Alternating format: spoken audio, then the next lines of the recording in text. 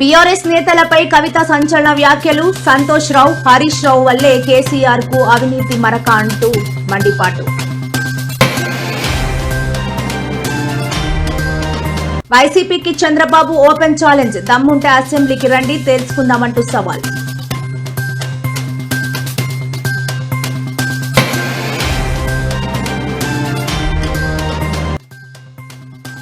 మళ్లీ తెలంగాణలో అతి భారీ వర్షాలు. ఆరెంజ్ అలర్ట్ జారీ చేసిన వాతావరణ శాఖ అధికారులు.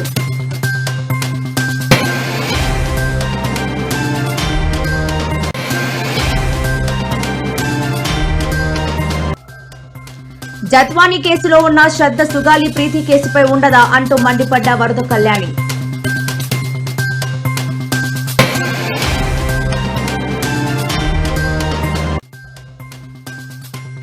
హైదరాబాద్ లో నారా లోకేష్ తో నటుడు శివాజీ భేటీ. సందర్భంగా లోకేష్ కు ఓ ప్రత్యేక పుస్తకం బహుకరణ.